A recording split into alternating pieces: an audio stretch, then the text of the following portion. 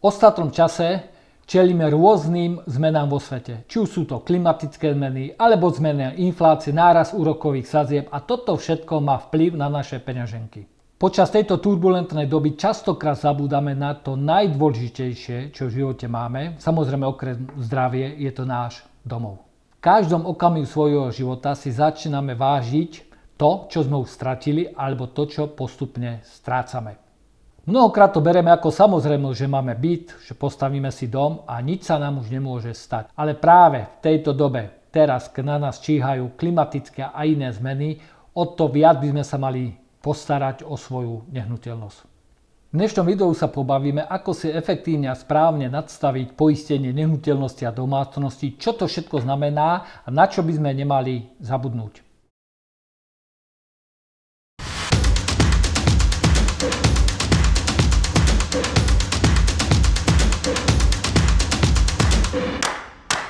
Ahojte, srdečne pozdravujem. Moje meno je Ľubomír Kráľovanský, som zakladateľ a prispievateľ platformy Peniaze vo vrecku. Môžete nás sledovať na facebookovej stránke, LinkedIn, takisto aj na Instagrame a samozrejme aj na YouTube kanáli Peniaze vo vrecku.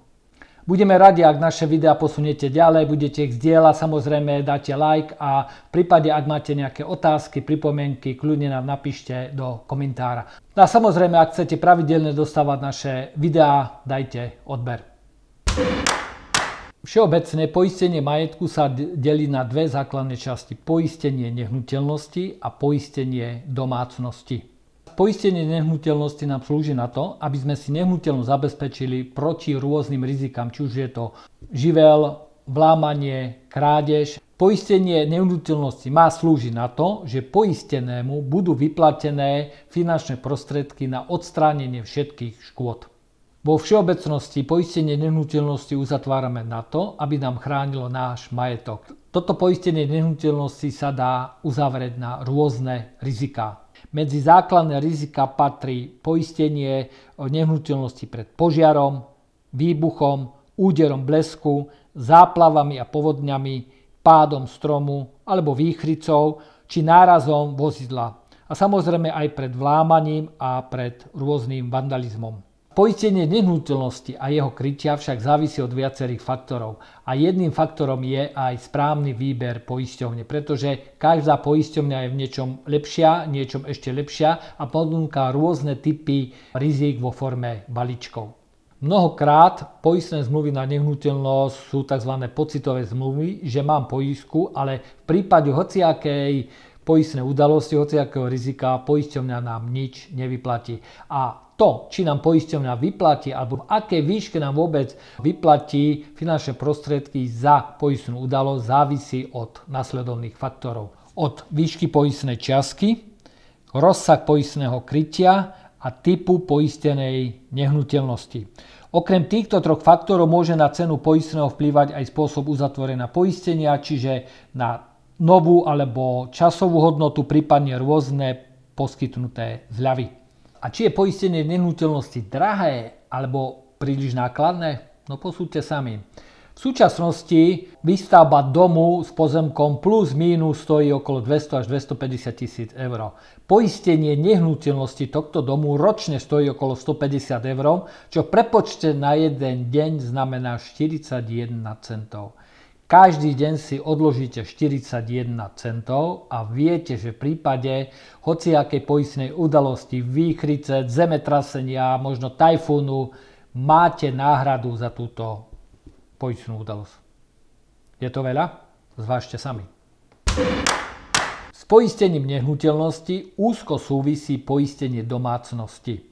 Pod poistením domácnosti môžeme vnímať poistenie všetkých hnutelných vecí, ktoré sa v domácnosti, v byte, nehnuteľnosti alebo v dome nachádzajú. Zoberme si, že keď zoberieme dom a obrátime ho opačne, vysypeme z neho všetky veci, tak to sú vlastne všetky hnutelné veci, ktoré zahŕňa poistenie domácnosti. Domácnosti poisťujeme preto, aby sme si tieto hnutelné veci ochránili pred rôznymi živlami, čiže aj krádežou, vlámaním, vytopením a tak ďalej, všeobecným poškodením. Ďalej, toto poistenie nás chráni v prípade, že tretím osobám spôsobíme škodu na ich majetku, to znamená zodpovednosť voči tretím osobám a taktiež poistenie domácnosti nás chráni pred vzniknutými finančnými nákladmi spojenými práve s poistnými udalosťami. Každá poisťovňa má tzv. Základný balík pri poistení rizík a potom ďalšie nadštandardné pripoistenia. V tomto základnom balíku je pripoistenie na požiar, výbuch, blesk, zrútené lietadla alebo jeho časti, výchricu, krupobytie, zosúv pôdy, zemetrasenie, ťarcha snehu alebo námrazy, povodenia, záplavy, zadymenie, nadzvuková vlna, pád stromu, napríklad náraz vodidla, odsúdenie, čiže krádež vlámaním alebo lúpežou, vandalizmus, voda z vodovodného potrubia. Medzi tie nadštandardné pripoistenia môžeme zaradiť skrat elektromotora, poistenie automatickej práčky alebo prípadne jej pokazenie, zodpovednosť za škodu spôsobenú členom domácnosti, poistenie bicykla mimo bytu v pivnici alebo v garáži a taktiež sem môžeme pripoistiť aj vodu z akvária, klimatizačného zariadenia, zo solárnych vykurovacích zariadení, vodných postelí a podobne, lom rúr, čiže prasknutie potrubia, nepriamy úder blesku, výpadok elektrickej energie a tak ďalej a tak ďalej. Týchto pripoistení je naozaj mnoho a skôr ako uzatvoríte poistenie domácnosti, aby ste zvážili a pouvažovali nad tým, koľko vecí, predmetov, šperkov a všetkého možného máte doma, na akú cenu by ste si to chceli uzatvoriť a hlavne proti akým rizikám. To je veľmi dôležité. Máme výbornú poistnú zmluvu, výborné krytie na rôzne riziká, či už na nehnuteľnosť alebo domácnosť, ale predsa čert nespí a príde poistná udalosť. V tomto momente je veľmi dôležité, aby ste vedeli, aké kroky treba vykonať. Prv, ako nahlásite poistnú udalosť poisťovni, treba si dať dokopy náležité papiere. Veľmi dôležité pri nehnuteľnosti je mať dokopy pripravené všetky revízne správy. Mať ich nielen pripravené, ale naozaj aj tieto revízne správy alebo tieto revízie počas roka alebo počas daného obdobia realizovať. Pri rodinných domoch, rodinných nehnuteľnostiach je veľké riziko splanutia, požiaru alebo vyhorenia celého domu z titulu komínu. To znamená, komín musí byť vyvložkovaný, ale spotrebiče, ktoré sú naň pripojené, či už sú do 50 kW alebo nad 50 kW, musia mať svoje revízne správy. A to podľa toho, na aký spôsob sú vykurované. Čiže ak sú vykurované na tuhé palivo, čiže každé 4 mesiace, ak sú vykurované na plyn a tak ďalej, každý rok. Pokiaľ túto správu nemáte, poisťovňa vám nezaplatí ani cent. Elektrické rozvody, ak máte svoju nehnuteľnosť, byt alebo dom, čiže tu musíte mať revíziu elektrických rozvodov každých 5 rokov. Ak máte nehnuteľnosť na prenájom, tu musíte mať revízne správy každé 3 roky. Netreba zabudnúť ani na revízie bleskozvodov, čiže ak je pasívny bleskozvod, tak je tu revízia každé 4 roky. Ak je to aktívny rozvod, tak je tu revízia každé 3 roky. Poďme sa teraz spoločne pozrieť na riešenie poistnej udalosti, ktorá nastala na poistení nehnuteľných vecí priamo v domácnosti. Čo treba mať, čo treba poisťovni doložiť, aby človek dostal finančnú náhradu. V prvom rade si treba uvedomiť jednu základnú vec. Vy chcete peniaze od poisťovne, vy musíte dokladovať, na vás leží dôkazné bremeno, že naozaj tie veci ste mali, že toľko stáli a že v tej nehnuteľnosti boli. Preto odporúčam všetky hnutelné veci v domácnosti, ktoré sú, a pokiaľ sú ešte nepoškodené a sú cenovo vyššie, nafotiť si ich a tieto fotky prípadne aj s bločkom nákupu alebo rokom zakúpenia minimálne si ich odložiť.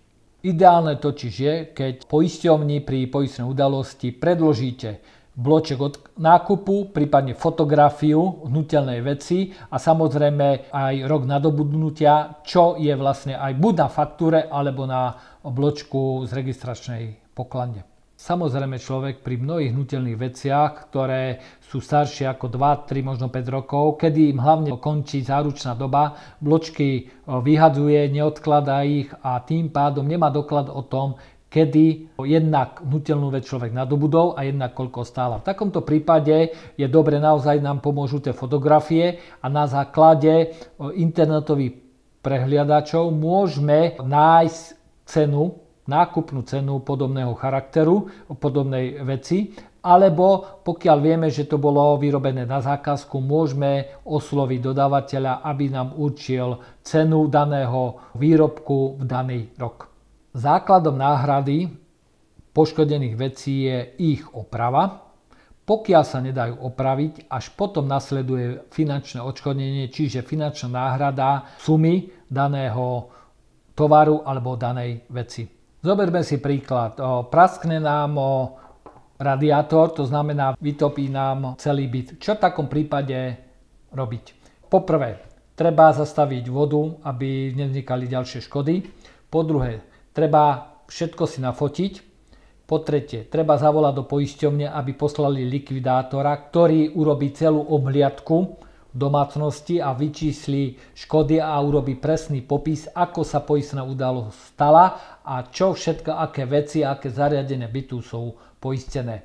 A samozrejme potom môžeme začať s likvidáciou a opravou.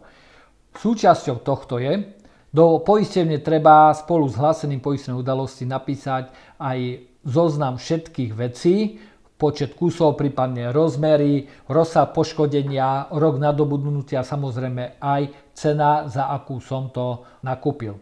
Likvidácia zo strany poisťovne môže sa realizovať dvomi spôsobmi. Poprvé, poisťovňa nacení všetky škody a vyčísli vám, koľko vám za spôsobenú poistnú udalosť zaplatí. Alebo na druhej strane, vy ako majiteľ nehnuteľnosti alebo poistník, poistený, poškodený, pošlete na poisťovňu faktúru, na základe čoho ste celý byt dali do pôvodného stavu. Človek šetrí roky, možno celý život, zobere si hypotéky, rôzne úvery, len aby si postavil svoj vysnívaný dom alebo kúpil svoju vysnívanú nehnuteľnosť či byt. A v ošiali radosti buď zabudne si to poistiť, alebo si dá takú poistku, takú nízku, len aby to mal, však mne sa nič nemôže stať. Zoberme si tajfún na Južnej Morave pred niekoľkými rokmi, alebo zemetrasenie v tomto roku na východnom Slovensku. Koľko ľudí nemali ideálne poistené svoje nehnuteľnosti? Koľko ľudí prišlo o strechu nad hlavou a pritom im nezostalo nič? A pritom stačí tak málo. Venovať tomu pár hodín, dať si dokopy poisťovne, všetky informácie, všetky rizika, všetky balíčky pri poistení, ako čo najvýhodnejšie toto celé poskladať, aby som ja, moja rodina a moje celoživotné dielo boli ochránené. Dajte si na misky váh 150 € cca ročné poistné, alebo hodnota vášho domu 200 000, čo je viac. Nie len všetko o poistení nehnuteľnosti a domácnosti, ale aj o správe svojho finančného rodinného rozpočtu sa môžete viac dozvedieť na seminári Osobná prosperita. Na tému poistenie nehnuteľnosti a domácnosti to v kocke bolo všetko. Ak sa vám informácie páčili, kľudne ich zazdieľajte, dajte like a samozrejme dajte odber. A ak si myslíte, že máte vo svojom okolí ľudí, ktorí absolútne nerozumejú a nevedia, ako efektívne poistiť svoju domácnosť a nehnuteľnosť, taktiež im zazdieľajte náš link Peniaze vo vrecku. Pre dnešok ja sa s vami lúčim a niekedy na budúce dovidenia pri ďalšom videu.